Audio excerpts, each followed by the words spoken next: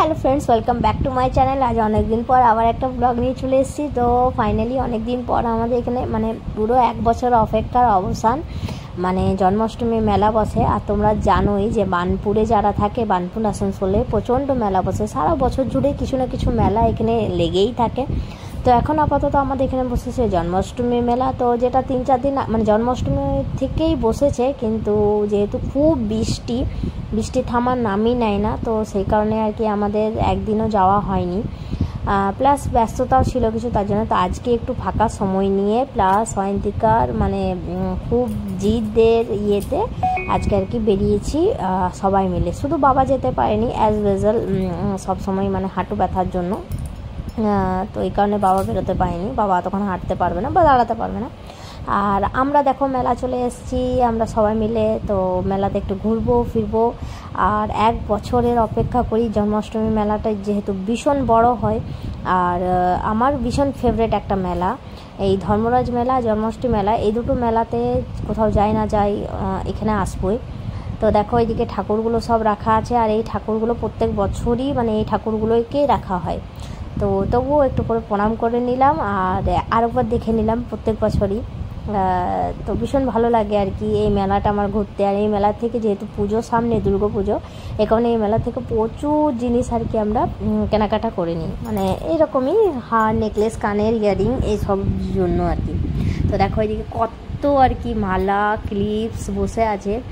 তো প্রচুর জিনিস বসেছে, প্রচুর 3টে জায়গা জুড়ে আর কি মেলাটা হয়। তো এখানে আমরা কিছু কিছু জিনিস পছন্দ করছি, কিনে নেবো মেলাতে।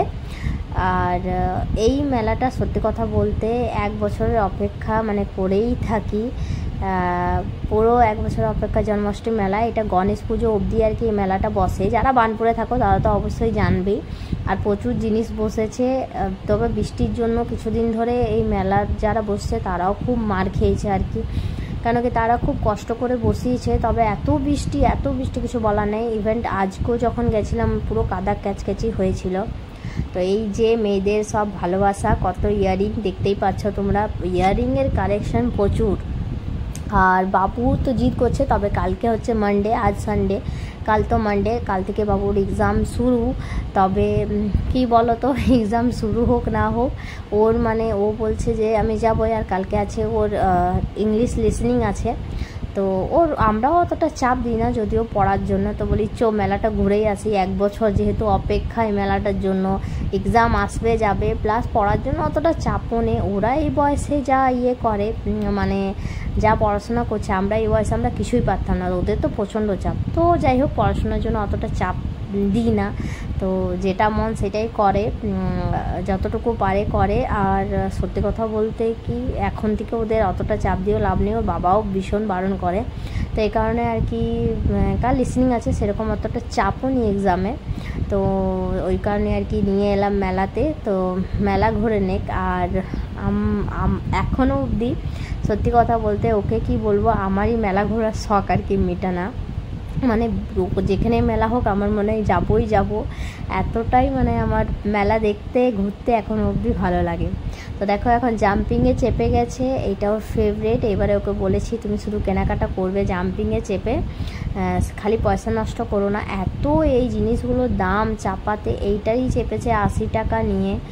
একটু ঝাপাবে কিছু 10-15 মিনিট, ওই জন্য পুরো 80 টাকা একদম নিয়ে নিয়েছে।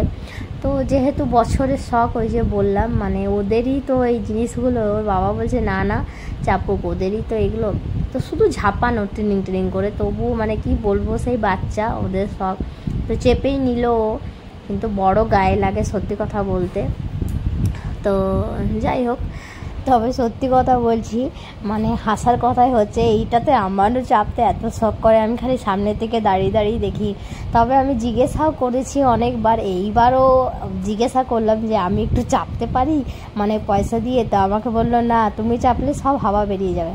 আচ্ছা, আর একটা জিনিস যেটা এটার সাথে আমার প্রচণ্ড স্মৃতি আর কি জড়িয়ে আছে, কখনো আর কি বলবো। তবে আমি যখনই মেলা যেতাম তখন আর কি এই যে আছে মেহেদিগুলো, এগুলো ছাপ আর কি, এক একটা ডিজাইন। তো এইগুলো আমি লাগাতামই যখনই মেলায় যেতাম। তো এই জিনিসগুলোর সাথে প্রচুর স্মৃতি জড়িয়ে আছে। তো সত্যি কথা বলতে তখন আর কি 5 টাকা 10 টাকা নিত, আর 2 হাতে একদম ছাপিয়ে নিতাম, আর গন্ধটা ভীষণ ভালো লাগতো।